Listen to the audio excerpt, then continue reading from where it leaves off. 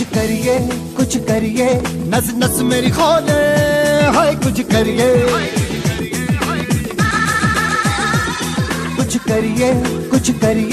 बस बस बड़ा बोले अब कुछ करिए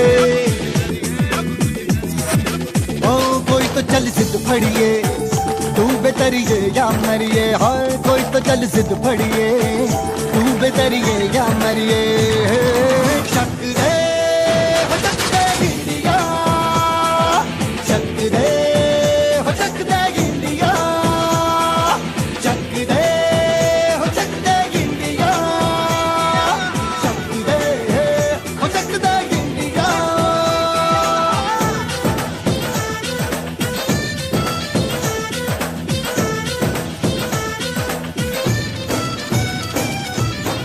लड़ती पतंगों में भिड़ती उमंगों में। गुड मॉर्निंग विद्यार्थी मित्रों। ધોરણ 12 સાયન્સ બાયોલોજી જેમાં ચેપ્ટર નંબર 10 આ ચેપ્ટરની અંદર આપણે લાસ્ટ લેક્ચરની અંદર સુએજ ટ્રીટમેન્ટ પ્લાન્ટ એટલે કે એસટીપી જે છે એ એસટીપી વિશે વાતો કરેલી હતી। તો આજે અહીંયા એસટીપી વિશે આપણે થોડીક વાત આગળ વધારીએ અને ત્યાર પછી આપણો જે નવો ટૉપિક છે જે બાયોગેસ પ્લાન્ટ એના ઉપર આપણે ચર્ચા કરીશું। પણ એસટીપીની અંદર હજી થોડુંક બાકી છે તો એને આપણે આજે અહીંયા પૂર્ણ કરીએ, ત્યારબાદ આપણે બાયોગેસ પ્લાન્ટ વિશેની માહિતી લેશું। તો અહીંયા એસટીપીની અંદર જોઈએ આપણે, તમારી ટેક્સ્ટબુકની અંદર એક લાઇન જે છે એ લખેલી છે। અહીં આપણે સમજી શકીએ છીએ કે કઈ રીતે સૂક્ષ્મજીવો પ્રતિદિન વિશ્વમાં લાખો ગેલન ગંદા પાણી જે છે એ ગંદા પાણીને શુદ્ધ કરવાની સારવારમાં બહુ મહત્ત્વની ભૂમિકા જે છે એ ભજવે છે। બરાબર વિદ્યાર્થી મિત્રો, સૂક્ષ્મજીવો જે છે એ સૂક્ષ્મજીવોને આપણે ઘણીવાર એવું સમજતા હોઈએ છીએ કે સૂક્ષ્મજીવો આપણને નુકસાન કરશે, બરાબર, કારણ કે અત્યારે જે રીતે આપણે સૂક્ષ્મજીવોના ઉપદ્રવથી આપણે પીડાઈ છીએ તો એટલે આપણા મગજમાં એક એવી છાપ પડી ગઈ છે કે સૂક્ષ્મજીવો જે છે એ આપણને શારીરિક, માનસિક, આર્થિક રીતે ફટકો આપે, પણ એવું નથી હોતું। બધા સૂક્ષ્મજીવો જે છે એ ખરાબ નથી હોતા। અમુક સૂક્ષ્મજીવો જે છે એ આપણા માટે લાભદાયક પણ હોય છે। આપણા શરીરની અંદર 60 લાખ કરોડ બેક્ટેરિયા, બરાબર, હ્યુમન બોડી જે છે, હ્યુમન બોડીની અંદર 60 લાખ કરોડ બેક્ટેરિયા જે છે એ એની ટાઈમ પ્રેઝન્ટ હોય છે। કોઈ માણસ એમ કહે કે આઈ એમ હેલ્ધી, બરાબર, there is no disease in my tip, બરાબર, મારા ફિંગર્સની અંદર પણ ક્યાંય એક રોગ નથી, એવું કહેવાવાળા માણસના શરીરની અંદર પણ જો આપણે સર્વે કરીએ તો 60 લાખ કરોડ બેક્ટેરિયામાં હાજર હોય જ છે। આ બેક્ટેરિયા જે છે એ બધા બેક્ટેરિયા આપણા માટે રોગકારક હોય એવું નથી હોતું। અમુક બેક્ટેરિયા જે છે એ આપણા માટે ફાયદાકારક પણ હોય છે, અમુક ફંગસ જે છે એ પણ આપણા માટે ફાયદાકારક પણ હોય છે। તો આ રીતે સૂક્ષ્મજીવો જે છે એ આપણો જે કાંઈ વાહિન મળ જે છે આપણા રોજિંદા જીવનમાં આપણે સવારથી ઉઠીએ ત્યારથી લઈને રાત સુધીમાં જે કાંઈ આપણા શરીરનું, બહારનું, આપણા ઘરનું જે કાંઈ વાહિન મળ નીકળે છે એ મળને સાફ કરવા માટે, શુદ્ધ કરવા માટે થઈ અને સૂક્ષ્મજીવો જે છે એ ખૂબ જ મહત્ત્વપૂર્ણ ભૂમિકા ભજવે છે। અને આવા સૂક્ષ્મજીવોને કારણે જ આપણું જે પર્યાવરણ છે એનું પ્રદૂષણ થોડા ઘણા અંશે દૂર થાય છે, બરાબર વિદ્યાર્થી મિત્રો। જો આ સૂક્ષ્મજીવો ના હોત તો મળને પચાવવા માટેનું જે હજમ બનાવી છે એ હજમની અંદર મળનું પાચન ન થાય અને એના કારણે ગંદકી જે છે એ ગંદકીમાં વધારો થાય અને આ ગંદકીમાં રોગકારક રોગજન્ય બેક્ટેરિયા, વાયરસ, પ્રજીવ જે છે એ ઉછરે અને જે આગળ જતાં મનુષ્યને હેરાન કરતા હોય છે। તો આનો ફાળો જે છે એ સૂક્ષ્મજીવોનો ફાળો શુદ્ધિકરણ, શુદ્ધતા જે છે એમાં મહત્ત્વનો છે। ત્યાર પછી આપણે બીજી લાઈન જે છે એ જોઈએ। વિશ્વના લગભગ બધા જ ભાગમાં 1 સદી કરતાં પણ વધારે સમયથી, અહીંયા વિદ્યાર્થી મિત્રો હું જે અંડરલાઇન જે વર્ડમાં કરું એ ખાસ તમે ધ્યાન આપજો। 1 સદી એટલે કે 100 વર્ષ કરતાં પણ વધારે સમયથી, વધારે સક્ષમ સમયથી જે કાર્યપ્રણાલી જે છે એ કાર્યપ્રણાલીનો ઉપયોગ થઈ રહ્યો છે। વિદ્યાર્થી મિત્રો, આપણે જે સુએજ ટ્રીટમેન્ટ પ્લાન્ટની અંદર પ્રાથમિક સારવાર અને દ્વિતીયક સારવાર, બરાબર, પ્રાઇમરી ટ્રીટમેન્ટ અને સેકન્ડરી ટ્રીટમેન્ટ અથવા તો બાયોલોજિકલ ટ્રીટમેન્ટ જે છે એ આપણે ગયા લેક્ચરમાં જોઈ હતી। તો આ જે ટ્રીટમેન્ટ છે એની શોધ આજકાલમાં નથી થઈ, પણ એમ સમજી લો કે લગભગ 101 વર્ષ પહેલાંથી આ પદ્ધતિ જે છે એ પદ્ધતિની શોધ થઈ અને ત્યારથી આ પદ્ધતિનો બહુ સફળતાપૂર્વક ઉપયોગ જે છે એ ઉપયોગ કરવામાં આવી રહ્યો છે। સારું, આજ દિન સુધી માનવ વિકસિત તકનીકી સૂક્ષ્મજીવો દ્વારા થતી સુએઝની પ્રક્રિયાને ટક્કર મારી શકી નથી. વિદ્યાર્થી મિત્રો, અહીંયા ત્રીજી લાઈન જે છે એ ત્રીજી લાઈન આપણને એવું કહેવા માગે છે કે મનુષ્યએ ઘણા બધા આ એક સુએજ ટ્રીટમેન્ટ તો છે જ, એ તો આપણી પાસે વર્ષો જૂની છે, પણ આના ઉપરાંત પણ લોકોએ નવી નવી ઘણી બધી શોધ કરી હતી કે જેનાથી આ સુએજ જે છે એ સુએજના પ્રદૂષણથી બચી શકાય. પણ આજ સુધીમાં માણસે શોધેલી જેટલી પણ ટેકનિક છે એ બધી ટેકનિકોને ભેગી કરો તો પણ આના જેટલી પ્લસ પોઈન્ટવાળી ના થાય. બરાબર, સુએજ ટ્રીટમેન્ટ જે છે એ એટલી બધી ફાયદાકારક છે, એટલી બધી લાભકારક છે કે એને મનુષ્ય દ્વારા વિકસિત કરેલી કોઈ ટેકનિક એને ટક્કર મારી શકતી નથી. એટલે આપણે જે ટેકનિક બનાવી છે એ ટેકનિક કરતાં પણ ચડિયાતી ટેકનિક સૂક્ષ્મજીવો જે છે એના દ્વારા આપણને પ્રાપ્ત થયેલી છે. સારું, તમે જાણો છો કે વધતા જતા શહેરીકરણને કારણે પહેલાંની સાપેક્ષે ખૂબ જ વધારે માત્રામાં સુએજ જે છે એ ઉત્પન્ન થાય છે. વિદ્યાર્થી મિત્રો, અર્બનાઇઝેશન, બરાબર, એટલે કે શહેરીકરણ. ગામડાની અંદર કોઈને રહેવું નહોતું, બરાબર, બધા લોકોને શહેરમાં જવું હતું, શહેર તરફ એક આકર્ષણ. બરાબર, લોકોને એમ થતું હતું કે ગામડામાં જેટલી મહેનત કરીએ છીએ એટલી મહેનત જો આપણે શહેરમાં કરીએ, સિટીમાં કરીએ તો આપણે અબજોપતિ બની જાય, કરોડોપતિ બની જાય, એવી એક મગજમાં એક ગ્રંથિ બંધાયેલી હતી. અને ક્યાંક અમુક લોકો એમાં સફળ પણ થયા હતા. એટલા માટે થઈને લોકો શહેર તરફ આકર્ષાતા હતા. શહેરની અંદર સિનેમા હોલ છે, શહેરની અંદર ખાવા માટે પીવા માટે હોટલો છે, પીઝા છે, બર્ગર છે. તો આવા બધા આકર્ષણના કારણે લોકો જે છે એ ગામડું છોડી અને શહેર તરફ આવતા હતા. પણ જ્યારે આવા કોરોના જેવા કોઈ વાયરસ આવ્યા ત્યારે ગામડાની જે મહત્તા છે એ લોકોને સમજાણી છે.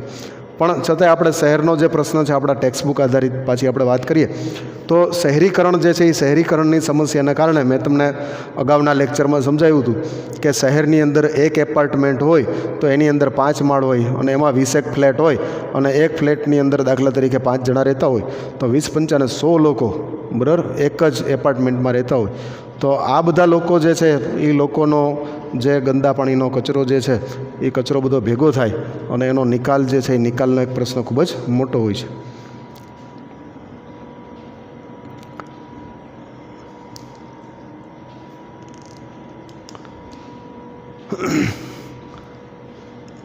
શહેરીકરણની અંદર જે ગંદા પાણીનો નિકાલ કરવા માટે STPs જે છે એ ઊભા કરવા પડે. એ કોઈ વ્યક્તિગત રીતે, કોઈ કોલોની, કોઈ સોસાયટી જે છે એ આ કામ કરી શકતી નથી. આ કામ કરવા માટે કમ્પલસરી શહેરની જે મ્યુનિસિપાલિટી હોય છે, બરાબર, નગરપાલિકા, મહાનગરપાલિકા, એ લોકોએ જ આ કામ જે છે એ કરવું પડતું હોય છે. અને આ કામ જે છે એ તમે જાણો છો કે આખા ગામનું જે ગંદુ પાણી છે એની જે અંડરલાઇન ગટરો હોય એ છેલ્લે ગામની બહાર જ્યાં નીકળતી હોય અને જ્યાં નદી કે દરેકે દરેક ગામની અંદર એક નદી કે એવું તો હોય જ છે. તો નદીમાં જ્યાં ગંદુ પાણી ભેગું થતું હોય, બરાબર, દાખલા તરીકે આપણે એક નાનો ફિગર ડ્રો કરીએ. આ એક શહેર છે, બરાબર, આ બધા એના મકાનો છે, એની વચ્ચેથી આ અંડરગ્રાઉન્ડ ગટર જાય છે અને અહીંયાથી એક નદી જાય છે. આ જે છે એ શું છે? નદી છે. તો આ જે અંડરગ્રાઉન્ડ ગટર જાય છે તો અહીંયા આગળ જો સુએજ ટ્રીટમેન્ટ પ્લાન્ટ ઊભા કરવામાં આવે બે સાઈડ, તો એનાથી આ ગામનું પાણી જે છે એ બધું પહેલાં STPમાં જાય અને ત્યાંથી શુદ્ધ થઈ અને નદીમાં આવે તો પ્રદૂષણ જે છે એને ઘટાડી શકાય. અહીંયા ગામની વચ્ચે STP કરવાથી કોઈ ફાયદો થતો નથી. અને આ કામ જે છે એ કામ કોઈ ગામના લોકો, શહેરના લોકો કરી શકતા નથી. એ કમ્પલસરી જે તે ગામની જે મ્યુનિસિપાલિટી જે છે, જે કંઈ ઓથોરિટીઝ જે છે એની જવાબદારીમાં આવે છે અને એ લોકો આ કામ જે છે એ કરતા હોય છે. બરાબર, શહેરીકરણના કારણે પહેલાંની સાપેક્ષે ખૂબ જ વધારે માત્રામાં સુએજ જે છે એ ઉત્પન્ન થાય છે. પરંતુ આટલા મોટા જથ્થાની સાપેક્ષે સિટીની અંદર જો દિવસે દિવસે નવી નવી સોસાયટીઓ બનતી જાય, નવી નવી હાઇટ્સ, બહુ ઊંચાઈઓ, 21 માળની બિલ્ડિંગ, 25 માળની બિલ્ડિંગ, 28 માળની બિલ્ડિંગ બનતી જાય, પણ આટલો બધો લોકોનો ભરાવો થાય તો આ બધાનું સુએજ જે છે એ સુએજ ખૂબ વધારે માત્રામાં થાય. અને આટલા વધારે માત્રામાં સુએજ જે છે એ સુએજને ટ્રીટમેન્ટ કરવા માટે થઈ અને એના પ્લાન્ટ એની સામે એટલા બધા ઊભા થતા નથી. બરાબર, તો એ એક આપણી મજબૂરી છે. બરાબર, એ એક આપણી કમનસીબી છે કે આપણે પાણી જે છે એ પાણીને શુદ્ધ કરીને નદીમાં ઠાલવી શકતા નથી. બરાબર, એની સાપેક્ષે સુએજ જે છે એની સંખ્યા વધારાઈ નથી. આ એક આપણી કમનસીબી છે. બરાબર, જેથી અનઉપચારિત, અહીંયા એક શબ્દ આપેલો છે અનુપચારિત. અનુપચારિત એટલે એવા પ્રકારનું ગટરનું પાણી કે જેનો સુએજમાં ઉપચાર થયેલો નથી. બરાબર, તો આવું અનુપચારિત સુએજ જે છે એ સીધું જ નદીઓની અંદર ઠાલવી દેવામાં આવે છે. બરાબર, જેના કારણે નદીઓનું પાણી જે છે એ પાણી ખૂબ જ પ્રદૂષિત થાય છે. આ પ્રદૂષણની માત્રા એક હદથી વધી જાય તેમાં લીલ પ્રસ્ફુટન જે છે એવી સમસ્યાઓ સર્જાતી હોય છે. પછી આવું પાણી જે છે એ લોકો પીતા હોય છે, તો આવું પાણી પીવાના કારણે ઘણીવાર લોકોમાં રોગ ફેલાવાની, કોલેરા છે, મરડો છે, બરાબર, એવું બધું, એમેબિક ડિસેન્ટ્રી, આવું બધું ફેલાવાની શક્યતાઓ જે છે એ પણ વધી જતી હોય છે. જેના કારણે પ્રદૂષણ અને પાણીજન્ય રોગો, આ બે શબ્દ જે છે તમે યાદ રાખજો. બરાબર, મોટા શહેરોમાં જે રીતે વસ્તી વધે છે એ રીતે સામે એસટીપીઝ જે છે એ વધતા નથી. અને આ એસટીપીઝ વધતા નથી એના કારણે તકલીફ શું થાય છે તો કે ગટરનું પાણી જે છે એ ડાયરેક્ટલી નદીઓમાં ઠાલવી દેવામાં આવે છે. અને આવું નદીઓનું પાણી જે છે એ નદીઓનું પાણી ડેમ દ્વારા અથવા તો અંડરગ્રાઉન્ડ, બરાબર, આપણે દાખલા તરીકે એમ સમજીએ કે ભાઈ અમે ડેમનું પાણી નથી વાપરતા, પણ નદીમાં જે પાણી હોય એ જ આપણા તળમાં આવતું હોય, તો આવા પાણીની અંદર આવા રોગકારક જીવો અથવા તો પ્રદૂષિત પાણી જે છે એ આપણા ઘરની અંદર આવે અને આવું પાણી પીવાથી આપણે પણ બીમાર પડી શકીએ છીએ. તો આના માટે લોકોએ થોડુંક જાગૃત બનવું પડે અને પોતાના શહેરની અંદર જેમ રહેણાંક વધે એમ નવા એસટીપીની માંગ કરવી પડે, અને તો એના દ્વારા વધારે એસટીપી બનાવી અને નદીનું પ્રદૂષણ જે છે આપણે રોકી શકતા હોઈએ છીએ. વન અને પર્યાવરણ મંત્રાલય જે છે એણે આપણા દેશની અંદર મુખ્ય નદીઓને પ્રદૂષણથી બચાવવા માટે થઈ અને પ્લાન જે છે એ પ્લાન શરૂ કરેલા છે. બરાબર, આવા પ્લાનની અંદર 2 પ્લાન તમારા ટેક્સ્ટ બુકની અંદર આપેલા છે. આ ખાસ મેં અહીંયા અલગ રંગથી હાઇલાઇટ કરેલા છે. ગંગા એક્શન પ્લાન, પહેલો પ્લાન જે છે ગંગા નદી, ગંગા એક્શન પ્લાન, અને બીજો પ્લાન છે યમુના એક્શન પ્લાન, જે યમુના નદી જે છે એનું પ્રદૂષણને અટકાવવા માટેનો પ્લાન છે. વિદ્યાર્થી મિત્રો, ગંગા અને યમુના આ 2 નદીઓ જે છે એ આપણા ભારત દેશની પવિત્ર ગણાતી નદીઓ કહેવાય. બરાબર, આપણા દેશની અંદર એવી માન્યતા છે કે જે વ્યક્તિના અસ્થિઓને ગંગા નદીમાં પધરાવવામાં આવે એ વ્યક્તિને મોક્ષ મળી જાય. બરાબર, એને મોક્ષ મળી જતો હશે એમાં કોઈ શંકા નથી. પણ અહીંયા રહેનારા જે લોકો છે, જે ગંગા નદીની આજુબાજુ રહેનારા લોકો છે, એને ગંગા નદીનું પ્રદૂષિત પાણી પીવાથી પણ મોક્ષ મળી જાય ન જાય એનું પણ ધ્યાન થોડું રાખવું જોઈએ. દિવસે દિવસે નદી જે છે એ નદી અશુદ્ધ થતી જાય છે, અને આ નદીને શુદ્ધ કરવા માટે થઈ અને આજ સુધી સરકારે અબજો રૂપિયા એની પાછળ બગાડ્યા છે. પણ આને શુદ્ધ કરવાનો જો સાચો રસ્તો કોઈ હોય તો એ છે, બાયોલોજીની દૃષ્ટિએ જો કોઈ સાચો રસ્તો હોય તો એ છે એસટીપીઝ. બરાબર, ગંગા નદી જે છે એની આજુબાજુમાં એસટીપીઝ બનાવવામાં આવે અને એવી રીતે એમાંથી કચરો જે છે, વાહિન મળનો કચરો છે એ દૂર કરવામાં આવે. કારણ કે ગંગા નદીની અંદર દર વર્ષે કરોડો લોકો નાહવા માટે આવે છે. બરાબર, મેળો થાય ત્યારે પણ આવે, એમનેમ પણ શ્રદ્ધાળુ લોકો ઘણા બધા રાજ્યમાંથી ત્યાં એકવાર તો ગંગા નાહવા જવું જ જોઈએ એમ સમજીને દરેક લોકો ત્યાં નાહવા માટે જાય છે. અને એના કારણે ત્યાં 2-3 દિવસ રોકાય અને એ દરમિયાન પણ વાહિન મળ જે છે એ ખૂબ જ એમાં નદીઓમાં ભળતું હોય છે. ક્યારેક તો પાણીને તમે હાથમાં લ્યો તો કાળા કલરનું પાણી થઈ ગયું હોય એવી દશા થઈ હોય છે. તો આવી પવિત્ર નદીઓ જે છે એ પવિત્ર નદીઓમાં પણ જો આવા એસટીપીઝને એવા પ્લાન કરવામાં આવે તો ઘણું શુદ્ધિકરણ એનું થઈ શકે. આ યોજના હેઠળ મોટી સંખ્યામાં સુએજ ટ્રીટમેન્ટ પ્લાન્ટ બનાવવાનો પ્રસ્તાવ છે. બરાબર, ગંગા નદી, યમુના નદી વગેરે જેવી ઘણી બધી નદીઓ, આ તો 2 નદીની ખાલી વાત કરી, પણ આપણા ભારત તો નદીઓનો દેશ છે. અહીં તો દરેક રાજ્યમાં જીવાદોરી સમાન નદીઓ જે છે એ આપણા દરેક રાજ્યમાં આવેલી હોય છે. તો આ બધી નદીઓ જે છે એને શુદ્ધ રાખવા માટે થઈ અને એસટીપી જે છે એ આશીર્વાદરૂપ છે. તો એક એવો પ્રસ્તાવ છે કે દરેક નદીઓ જે છે એ નદીઓની આજુબાજુ દરેક શહેરમાં એસટીપીઝ ઉત્પન્ન કરવામાં આવે. કારણ કે એક નદી જે છે એ કેટલા બધા શહેરોમાંથી પસાર થતી હોય, તો એને કાંઠે આવેલા તમામ શહેરોની અંદર જો આવા ઘણા બધા એસટીપીઝ બનાવવામાં આવે તો એના કારણે નદીઓનું પ્રદૂષિત થતું રોકી શકાય છે, અને એના કારણે પ્રદૂષણ અને પાણીજન્ય રોગોને પણ અટકાવી શકાય છે. બરાબર, જેથી માત્ર ઉપચારિત કરેલ સુએજ જ નદીમાં મુક્ત કરી શકાય. બરાબર, અને દરેક શહેરની અંદર જે વાહિન મળ છે એ વાહિન મળને પહેલાં ઉપચારિત કરવાનું, એસટીપીમાંથી પસાર કરવાનું, એની પ્રાથમિક સારવાર, એની દ્વિતીયક સારવાર એ બંને આપવાની, અને ત્યારબાદ જ એ પાણી જે છે એને નદીઓમાં વહાવી દેવાનું. બરાબર, તો આ રીતે આપણે આપણી નદીઓને શુદ્ધ રાખી શકીએ. વિદ્યાર્થી મિત્રો, વિદેશની અંદર અમેરિકા છે, ઇંગ્લેન્ડ છે ત્યાંની નદીઓ તમે જુઓ તો આકાશનું પ્રતિબિંબ પાણીમાં પડે એટલી ચોખ્ખી નદીનું પાણી જે છે એ હોય છે. પણ આપણા દેશની અંદર ઘણી બધી સમસ્યાઓ છે. આ બધી સમસ્યાનો જે મૂળ કારણ જે છે એ છે વસ્તી વધારો. કારણ કે આવડી મોટી વસ્તી જે છે એ કોઈ પણ સરકારને મેન્ટેન કરવી અઘરી છે. પણ છતાંય આવા પ્લાન્ટ જે છે એ આપણા માટે આશીર્વાદરૂપ છે. અને આવા પ્લાન્ટ યોજી અને પ્રદૂષણ જે છે એ બહુ નોંધપાત્ર માત્રામાં ઓછું કરી શકાય છે. સારું, અહીંયા આપણો આ જે મુદ્દો છે એ પૂરો થાય છે. આના પછીનો જે મુદ્દો છે એ આપણો બાયોગેસ પ્લાન્ટનો છે, જે મુદ્દો આપણે હવે સમજીએ.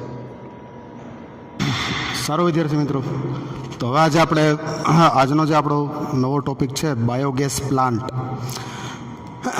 એના વિશેની પહેલાં પ્રાઇમરી સમજ જે છે એ મેળવીએ. પહેલાં જે તબક્કો જે છે, પહેલા તબક્કાની અંદર બાયોગેસ જે છે એ શું છે, વોટ ઇઝ બાયોગેસ, બરાબર, કઈ રીતે ઉત્પન્ન થાય, બાયોગેસ ઉત્પન્ન થવા માટે કોણ જવાબદાર છે, એ બધી જે માહિતી છે એ પ્રાથમિક માહિતી પહેલાં આપણે મેળવીએ. આ પ્રાથમિક માહિતી જે છે એ મેળવી લીધા પછી બાયોગેસ પ્લાન્ટ જે છે એ કેવા પ્રકારનો છે એની આપણે માહિતી જે છે એ આગળ લેશું. પહેલાં આપણે બાયોગેસ એટલે શું એની તો આપણને ખબર હોવી જોઈએ ને, બાયોગેસ કોને કહેવાય. આગલા ધોરણોની અંદર રસાયણ વિજ્ઞાનની અંદર એક મુદ્દો જે છે એ તમે શીખ્યા છો કે કાર્બન મોનોક્સાઇડ અને હાઇડ્રોજન વાયુ જે છે એનું મિશ્રણ જે છે એ મિશ્રણને જળવાયુ, બરાબર, જેને આપણે વોટર ગેસ એટલે કે જળવાયુ તરીકે ઓળખીએ છીએ.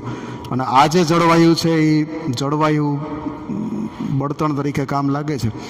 એના વિશેની વાત જે છે આપણે આગલા ધોરણોમાં ભણી ગયા છીએ. એ વાતનો પણ આમાં અનુસંધાન, એનો સંદર્ભ જે છે એ પણ આપણે આમાં આજે શીખીશું. તો આપણે આજે નવો મુદ્દો જે છે એ નવો મુદ્દો આપણો બાયોલોજીનો જોઈએ.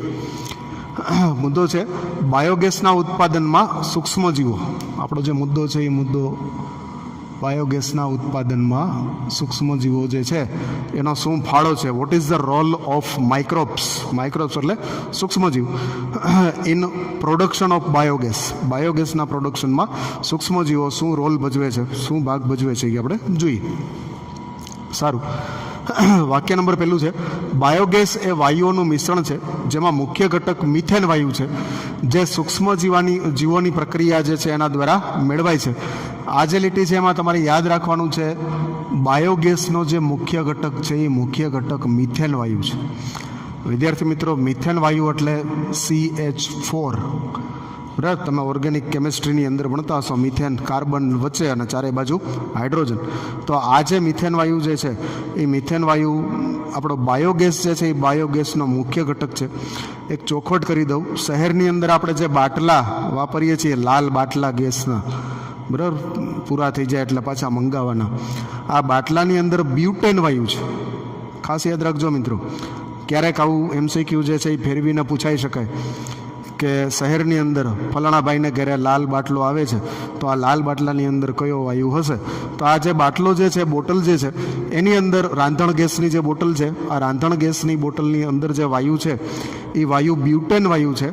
બાયોગેસની અંદર જે વાયુ આવે છે એનો મુખ્ય ઘટક તરીકે મિથેન વાયુ છે. આ તમને એક ચોખવટ જે છે એ સ્પષ્ટતા તમને ખ્યાલ હોવી જોઈએ. સારું, જે સૂક્ષ્મજીવોની પ્રક્રિયાથી મેળવાય છે, અહીંયા બાયોગેસ પ્લાન્ટની અંદર આ જે મિથેન વાયુ મેળવવાનો છે એ મિથેન વાયુ મેળવવા માટે જે પ્રક્રિયા છે એ પ્રક્રિયા સૂક્ષ્મજીવોની પ્રક્રિયા દ્વારા આપણે અહીંયા મેળવવાનું છે. અને જેનો ઉપયોગ બળતણ તરીકે થાય છે, બરાબર. CH4 મિથેન વાયુ જે છે એ મિથેન વાયુનો ઉપયોગ બળતણ તરીકે અહીંયા કરવાનો છે. હા, આગળ જણાવેલ તેમ સૂક્ષ્મજીવોની વૃદ્ધિ અને ચયાપચયના કારણે અંતિમ નિપજ તરીકે વાયુઓ જે છે એ પ્રાપ્ત થાય છે. વિદ્યાર્થી મિત્રો, આપણે આગળ જોઈ ગયા જે આપણે જ્યારે પ્રાઇમરી, બરાબર, પ્રાથમિક સુએ ટ્રીટમેન્ટની અંદર જ્યારે આપણે પ્રાથમિક સારવાર પછી દ્વિતીયક સારવારવાળો મુદ્દો જોતા હતા, તો એની અંદર આપણે જોયું હતું કે ભાઈ સૂક્ષ્મજીવો જે છે એ સૂક્ષ્મજીવો જે કાંઈ કાર્બોદિત પદાર્થને પચાવે અને આ કાર્બોદિત પદાર્થનું પાચન થઈ ગયા પછી એમાંથી વાયુઓ જે છે એ મુક્ત થાય છે. તો આ રીતે અંતિમ નિપજ જે છે એ શું છે? તો કે વાયુઓ છે. અચ્છા, હવે આ જે પ્રાપ્ત થતા વાયુઓ છે, બરાબર, કોઈ સૂક્ષ્મજીવોને આપણે કોઈ ઓક્સિડેશન તળાવ, કોઈ તળાવની અંદર રાખ્યા છે અને એના દ્વારા જે વાયુ ઉત્પન્ન થાય છે એ કયા વાયુઓ છે, બરાબર. તો એ વાયુઓનો જે આધાર છે એ આધાર કેના ઉપર છે? વાયુઓના પ્રકારનો જે આધાર છે એ આધાર નંબર 1 એમાં રહેલા સૂક્ષ્મજીવો અને નંબર 2 એના વડે વપરાતા કાર્બનિક દ્રવ્ય ઉપર રહેલો છે. વિદ્યાર્થી મિત્રો, અહીંયા એક MCQ મને દેખાય છે. બરાબર, અહીંયા MCQ પૂછાઈ શકાય.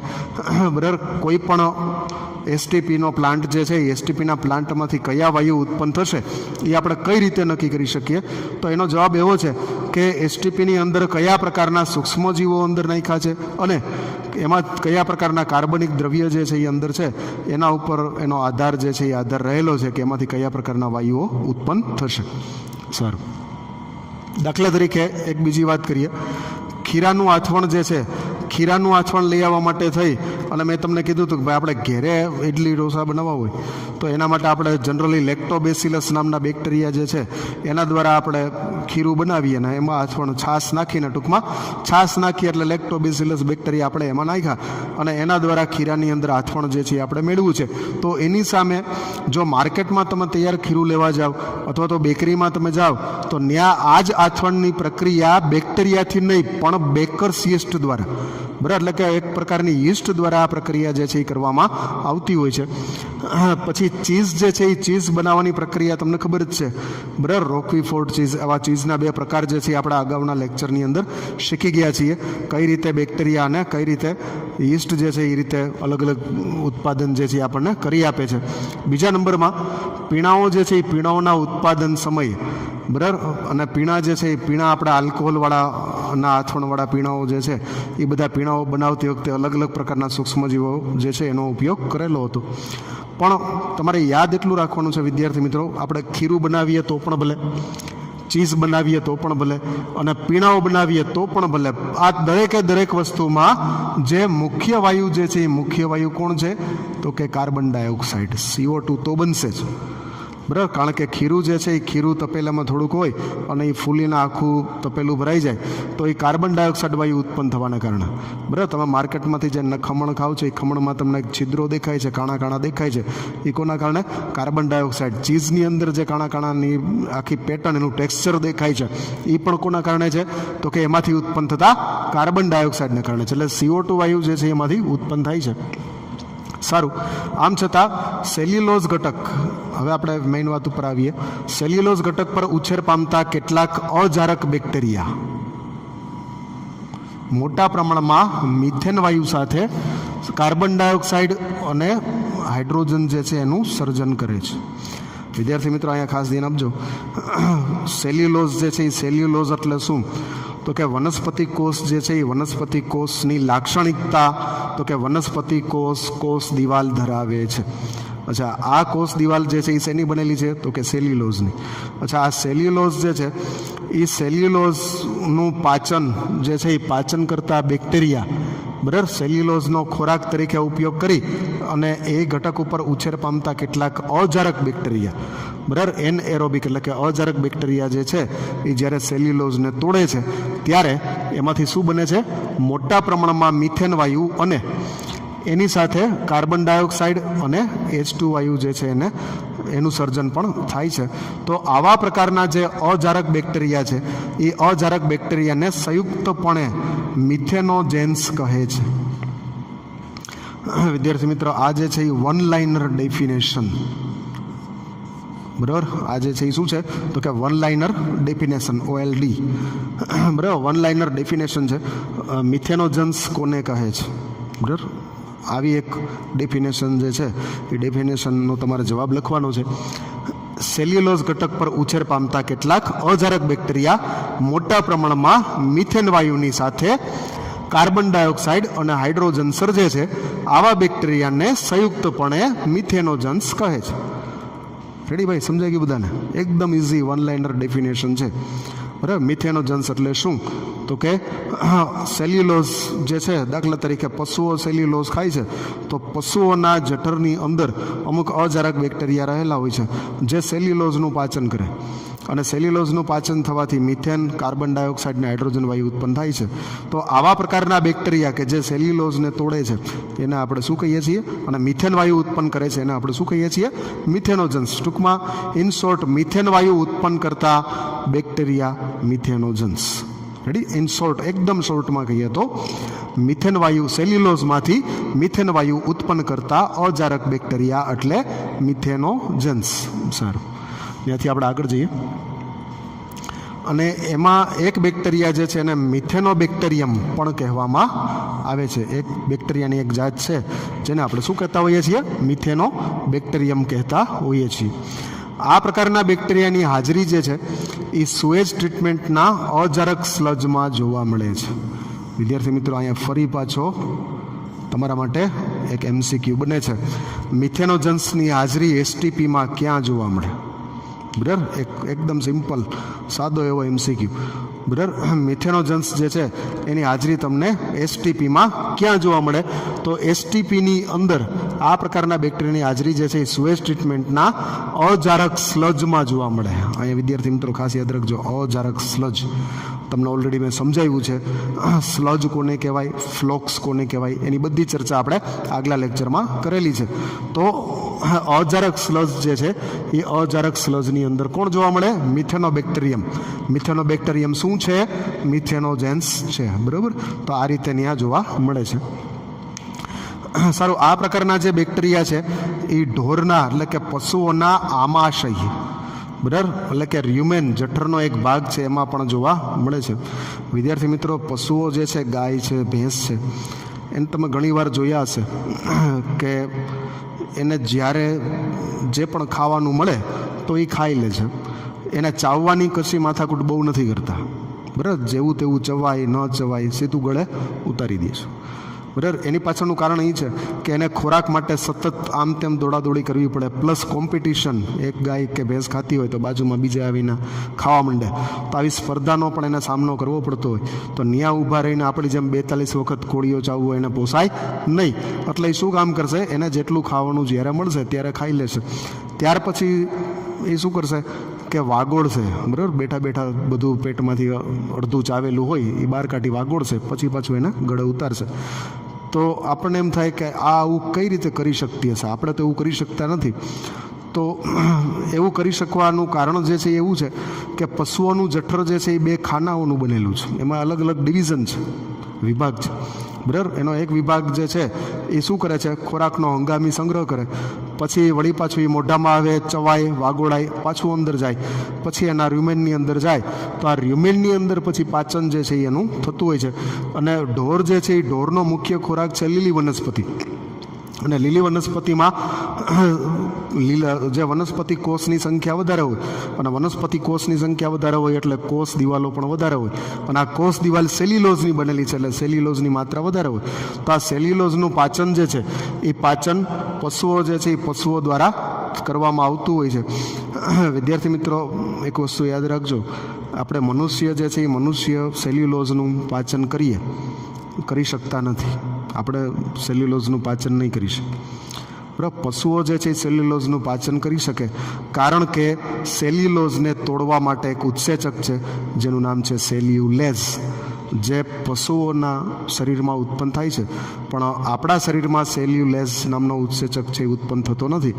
એટલા માટે આપણા શરીરમાં જે કાંઈ સેલ્યુલોઝવાળો ખોરાક આપણે ખાધો હોય, આપણે પણ ન ખાધો હોય, બટેટા ખાધા હોય, ભાજીઓ ખાધી હોય, ઘણું બધું લીલા શાકભાજી ખાધા હોય, તો બધામાં સેલ્યુલોઝ તો પ્રેઝન્ટ જ હોય. પણ આપણું શરીર જે છે એ સેલ્યુલોઝનું પાચન કરી શકવા માટે સક્ષમ નથી. પશુઓ જે છે એ પશુઓ સેલ્યુલોઝ જે છે એનું પાચન કરી શકે છે. અને એનું પાચન કરવામાં ક્યાંક ને ક્યાંક કેનો ફાળો છે? તો કે મિથેનોજેન્સનો ફાળો રહેલો છે. બરાબર, ઢોરના ખોરાકમાં પુષ્કળ માત્રામાં આવેલું સેલ્યુલોઝયુક્ત દ્રવ્ય તેના આમાશયની અંદર પણ હોય છે. હવે વિદ્યાર્થી મિત્રો, પશુ જે છે એ ગાયો ભેંસોને તમે ખાતા જોઈએ છે. ભાઈ, ભેંસ જ્યારે ખાવા વળગે ત્યારે આપણને એમ થશે કે આ કેટલું ખાઈ જાય. બરાબર, તેનો ખોરાક ખૂબ વધારે હોય છે. તો વધારે માત્રામાં લીલો ખોરાક ખાય તો એના કારણે એના શરીરમાં, એના જઠરની અંદર વધારે માત્રામાં સેલ્યુલોઝયુક્ત દ્રવ્ય જે છે એ આમાશયમાં ભેગું થાય છે. બરાબર, આમાશયમાં રહેલા બેક્ટેરિયા આ સેલ્યુલોઝને તોડે અને પશુઓના પોષણમાં ખૂબ મહત્ત્વપૂર્ણ યોગદાન જે છે એ આપે છે. અહીંયા વિદ્યાર્થી મિત્રો, આ જે મિથેનોજેન્સ જેવા અજારક બેક્ટેરિયા જે છે એ અજારક બેક્ટેરિયા પશુઓના આમાશયની અંદર પણ હાજર હોય છે અને એ શું કામ કરતા હોય છે તો કે સેલ્યુલોઝને તોડે, એમાંથી મિથેન વાયુ ઉત્પન્ન કરે, કાર્બન ડાયોક્સાઇડ ઉત્પન્ન કરે, હાઇડ્રોજન ઉત્પન્ન કરે, બરાબર. અને આ રીતે સેલ્યુલોઝ તૂટે અને એમાંથી જે ઉર્જા મળે એ ઉર્જા પશુઓ જે છે એ પશુઓના શરીરમાં સંગ્રહ થાય. એટલે એક રીતે ઇનડાયરેક્ટલી પશુઓને પણ મદદ થાય અને મિથેનોજેન્સ જે છે એ પણ પોતાનું કાર્ય કરી અને પોતે પોષણ મેળવે અને એના દ્વારા પોતાની વસ્તી જે છે એ વધારતો હોય. અહીંયા આ જે સંબંધ છે, આ સંબંધ બરાબર, આગળ આપણે એક પાઠમાં બધાનો સંબંધ જોશું. તો આમાં પશુઓ અને આ પ્રકારના બેક્ટેરિયા જે છે એ બે વચ્ચેનો જે સંબંધ છે એ ગીવ એન્ડ ટેકવાળો સંબંધ છે, બરાબર. એ બે એકબીજાને લાભ આપતો સંબંધ ધરાવે છે, બંનેને ફાયદો થાય. બેક્ટેરિયાને પણ ખાવાનું મળી જાય, એનું પોષણ ચક્ર એનું કમ્પ્લીટલી ચાલે, અને પ્લસ પશુઓ જે છે એ પશુઓને પણ સેલ્યુલોઝ તૂટવાથી એમાંથી ઉર્જા એનર્જી જે છે એમાંથી પ્રાપ્ત થાય છે. સારું, આમાં આમ પશુઓનું છાણ કે જેને આપણે ગોબર કહીએ છીએ તે આવા બેક્ટેરિયાઓની ઉચ્ચ માત્રા ધરાવે છે. હવે વિદ્યાર્થી મિત્રો, પશુઓ જે છે એ પશુઓનું છાણ જે છે એ છાણની અંદર મિથેનોજેન્સ બેક્ટેરિયાની માત્રા ખૂબ વધારે હોય, બરાબર. કારણ કે આ મિથેનોજેન્સ બેક્ટેરિયા ક્યાં હતા તો કે પશુઓના શરીરમાં, જેના આમાશયમાં જતા, અને આ આમાશયમાંથી જ આ બેક્ટેરિયા જે છે એ બહાર આવ્યા છે. એટલે એના ગોબરની અંદર પણ મિથેનોજેન્સની માત્રા વધારે છે. આ છાણ બાયોગેસ ઉત્પાદનમાં વપરાય છે, બરાબર. આ જે છાણ, કેવું છાણ તો કે મિથેનોજેન્સ બેક્ટેરિયા ધરાવતું છાણ જે છે એ ક્યાં વપરાય તો કે બાયોગેસ ઉત્પાદન માટે વપરાય છે. એટલા માટે એમાંથી ઉત્પન્ન થતો ગેસ જે છે એ ગેસને આપણે ગોબર ગેસ તરીકે ઓળખીએ. ગોબરમાંથી ઉત્પન્ન થતો ગેસ એટલે ગોબર ગેસ. આ ગોબર ગેસ જે છે એ ગોબર ગેસના ઉત્પાદનમાં મહત્ત્વનો ફાળો જો કોઈ હોય તો એ મહત્ત્વનો ફાળો છે મિથેનોજેન્સનો. કારણ કે ગોબર ગેસ જે છે એ ગોબર ગેસ પ્લાન્ટની જે મુખ્ય ઘટક છે એ મુખ્ય ઘટક કોણ છે તો કે મિથેન વાયુ. આ મિથેન વાયુ જે છે એ મિથેન વાયુ શેમાંથી ઉત્પન્ન કરવાનો છે તો કે સેલ્યુલોઝમાં, બરાબર. પશુઓ જે છે એ પશુઓ ખોરાક તરીકે લીલી વનસ્પતિ ખાય. આ લીલી વનસ્પતિમાં સેલ્યુલોઝ હોય. આ સેલ્યુલોઝને તોડવાનો, એને તોડો એટલે એમાંથી મિથેન વાયુ ઉત્પન્ન થાય. આ મિથેન વાયુ જે છે એને આપણે બળતણ તરીકે ઉપયોગ કરવાના છીએ, ગોબર ગેસ તરીકે ઉપયોગ કરવાના છીએ. તો આ ગોબર ગેસ ઉત્પાદન કરવા માટે થઈ અને મિથેનોજેન્સ નામના જે અજારક બેક્ટેરિયા છે એ બેક્ટેરિયાની ખૂબ જ અગત્યતા છે, એનું ખૂબ જ મહત્ત્વ છે. સારું, આના પછીનો જે મુદ્દો છે હવે આપણે જોઈએ. હવે આપણે ગોબર ગેસ જે છે એ ગોબર ગેસનો પ્લાન્ટ જે છે એ પ્લાન્ટ જોઈએ. વિદ્યાર્થી મિત્રો, ગોબર ગેસ પ્લાન્ટ વિશે તમે આગલા ધોરણમાં પણ શીખી ગયા છો. ગોબર ગેસ પ્લાન્ટ જે હોય છે એ ગોબર ગેસ પ્લાન્ટની અંદર જમીનમાં ઊંડો ખાડો ખોદવામાં આવે અને આ ખાડાની અંદર આખું ગોળાકાર ઈંટોથી એને વ્યવસ્થિત મઢી લેવામાં આવે. ત્યારબાદ એની અંદર ઉપર ડોમ જે છે એ ડોમ ફિટ કરવામાં આવે. એક ટીપડું જે છે એ ટીપડું ઊંધું એમાં ફિટ કરવામાં આવે. હવે આ જે ડોમ જે છે એ ડોમના આધારે જનરલી ગોબર ગેસ પ્લાન્ટના બે પ્રકાર પડતા હોય. એમાં એક પ્રકાર આવે ફ્લોટિંગ ડોમ,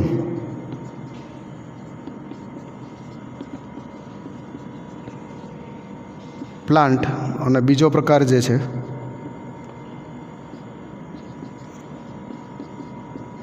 એ છે ફિક્સ્ડ ડોમ.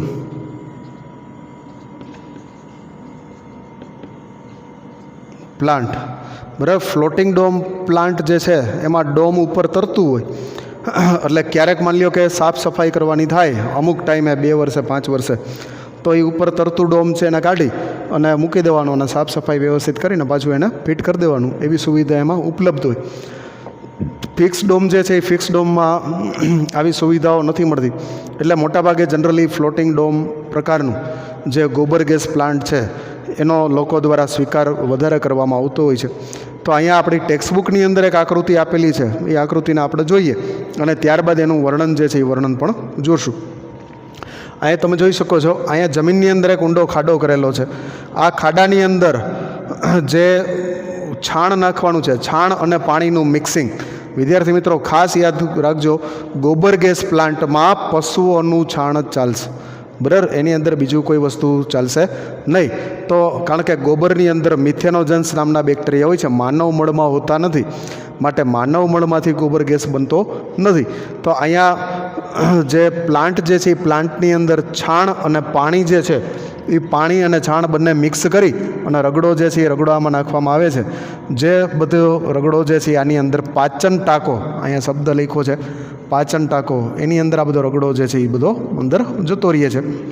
અહીંયા ઉપરની સાઈડ ફિક્સ ઉપર જે ફ્લોટિંગ ડોમ આપેલું છે, આ ડોમ જે છે એ ડોમ આની અંદર ગેસ ભરાવાથી ઉપર આવશે અને આ ડોમની અંદર મિથેન વાયુ છે, પછી કાર્બન ડાયોક્સાઇડ છે, હાઇડ્રોજન છે, વગેરે વગેરે વાયુઓ જે છે એ બધા ઉત્પન્ન થશે. અને આ ડોમની અંદર ઉત્પન્ન થયેલા વાયુ જે છે એ વાયુઓને આપણે અહીંયા આઉટલેટ દ્વારા અહીંયાથી આપણે બહાર કાઢી શકીએ અને એનો ઉપયોગ જે છે એ રસોડાની અંદર જે કાંઈ રસોઈ કરવાની છે એની અંદર આપણે એનો ઉપયોગ જે છે એ કરી શકીએ છીએ. આ જે ડોમ જે છે એ ડોમને ગેસ હોલ્ડર, તમારી બુકમાં એનું નામ જે છે એ આખું આ જે ડોમ દેખાય છે ટીપડા જેવું, ઊંધું ટીપડું રાખેલું હોય એવું દેખાય છે, તો એને ગેસ હોલ્ડર એવું નામ આપેલું છે. અચ્છા, હવે અમુક સમય થશે એટલે શું થશે કે આમાં જેમાંથી ગેસ બની ગયો છે એવા પ્રકારનું બધું સ્લજ જે છે એ સ્લજ બધું આ આઉટલેટ દ્વારા અહીંયાથી આ બીજી ટાંકીમાં જમા થતું જશે. બરાબર, ધીમે ધીમે જમા થશે. પહેલા દિવસે જમા ના થઈ જાય, મહિના 2 મહિના 3 મહિના 5 મહિના કે વર્ષે એમાં જમા થાય.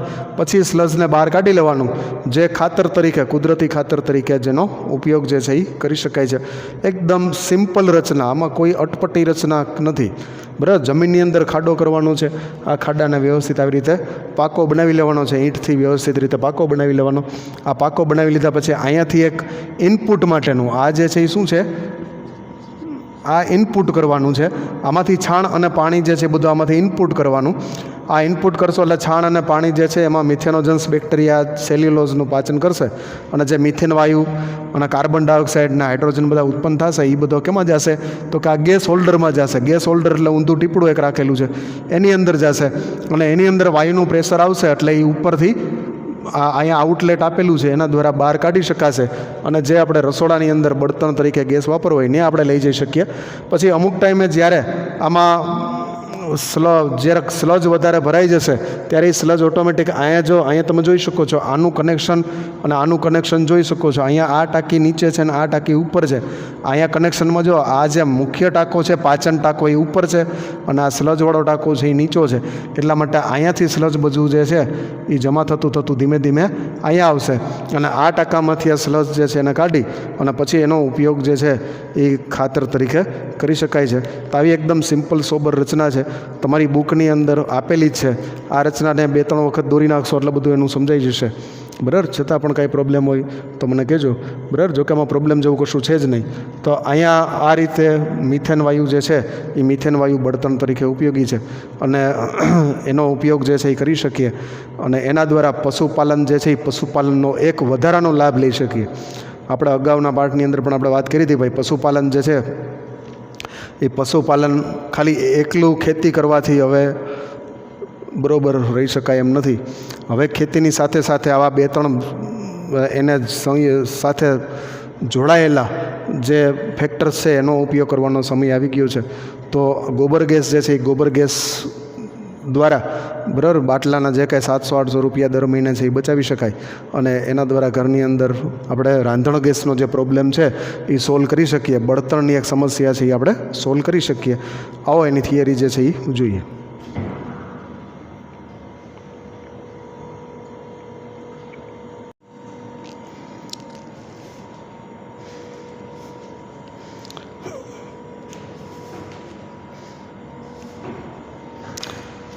સારો વિદ્યાર્થી મિત્રો, તો આ સાથે આજનો આપણો જે લેક્ચર છે એ અહીં પૂરો થાય છે. આજના લેક્ચરનું જે હોમવર્ક છે એ હોમવર્ક હું તમને આપી દઉં. બાયોગેસ વિશેની જે થિયરી છે આપણે નેક્સ્ટ લેક્ચરમાં આવતીકાલે શીખીશું, પણ આજનું જે હોમવર્ક છે એ હોમવર્ક ખાસ નોંધી લેજો. હોમવર્કની અંદર પ્રશ્ન નંબર 1 છે, STPsમાં સૂક્ષ્મજીવોનો જે ફાળો છે એ ફાળો તમારે સમજાવવાનો છે. બરાબર, સૂક્ષ્મજીવો જે છે એ 1 સદીથી STPsની અંદર આપણે ઉપયોગી થયા છે એના વિશેનું મેં તમને જે આ લેક્ચરની શરૂઆતમાં સમજાવ્યું છે. પછી ગંગા એક્શન પ્લાન શું છે, યમુના એક્શન પ્લાન શું છે એના વિશેની માહિતી તમારે અહીંયા પહેલા પ્રશ્નમાં આપવાની છે. પ્રશ્ન નંબર 2ની અંદર બાયોગેસના ઉત્પાદનમાં સૂક્ષ્મજીવોનો ફાળો જે છે એ તમારે સમજાવવાનો છે. બાયોગેસ જે છે એ બાયોગેસમાં સૂક્ષ્મજીવો મિથેનોજેન્સ જે છે એ કઈ રીતે ફાળો આપે છે એના વિશે મેં તમને બીજી વાર જે બોર્ડમાં કમ્પ્લીટ લખી અને ભણાવેલું છે એ તમારે બધું અહીંયા બીજા પ્રશ્નની અંદર લખવાનું છે. ત્યાર પછી આવે છે પ્રશ્ન નંબર 3, જેમાં બાયોગેસ પ્લાન્ટની આકૃતિ નામ નિર્દેશન સાથે દોરવાની છે. બરાબર, બાયોગેસ પ્લાન્ટ જે છે એનો ફિગર તમારે ડ્રો કરવાનો છે અને સાથે આકૃતિ જે છે એ આકૃતિ પણ ડ્રો કરવાની છે. સારો વિદ્યાર્થી મિત્રો, તો અહીંયા આજે હું રજા લઉં, આવતીકાલે ફરી મળીશું. બરાબર, ત્યારે આપણે બાયોગેસ જે છે એની થિયરી જે છે આપણે સમજીશું. બરાબર, અત્યારે જે કોરોનાનો બધો મહામારી ચાલી રહી છે, તો એમાં બને ત્યાં સુધી stay home and stay safe. Take care. આવજો.